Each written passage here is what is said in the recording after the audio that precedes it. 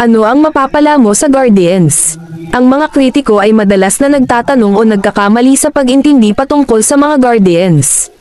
Paano makakatulong ang Guardians? Sa katunayan, ang Guardians ay maraming extracurricular activities na malaking pasanin sa buhay ng mga miyembro na sana ay makapagpahinga pero maglalaan ng mas maraming oras sa mga aktibidad ng Guardians.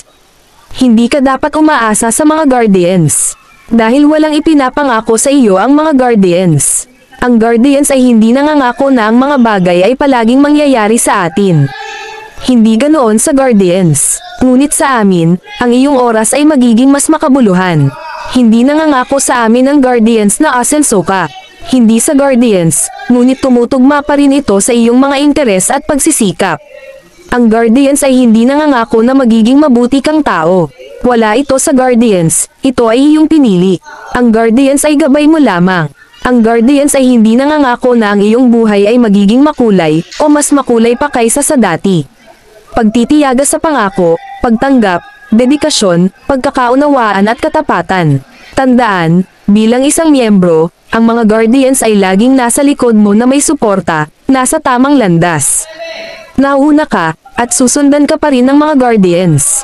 Hindi ka iiwan ng Guardians, nasa tamang landas ka lang. Kapag nadapa ka sa buhay, ang Guardians ay bubuo at tutulong sa iyo hanggat maaari.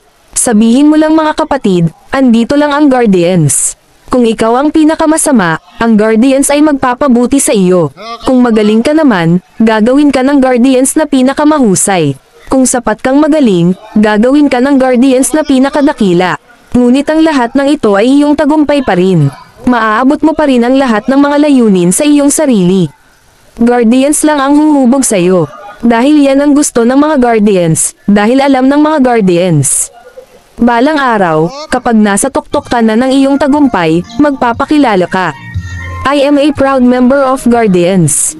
Kahit ganon kasimpleng pangungusap lang, malaking pasalamat na ang Guardians sa ito. Kaya kung tatanungin mo kung, ano ba talaga ang maitutulong sa iyo ng mga Guardians? Kapatid, tanungin mo muna ito. Ano ang maaari mong gawin upang matulungan ang Guardians?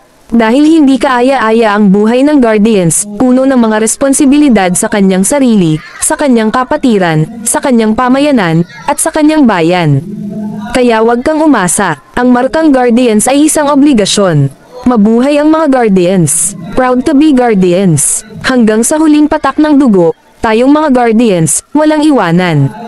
Salamat mga kapatid ko sa pagiging Guardians ng tunay na kasakdalan, mabuhay ang Guardians. Masdan ninyo, na pagkabuti at pagkaligaya sa mga magkakapatid na magsitahang magkakasama sa pagkakaisa. Salamat sa inyong interes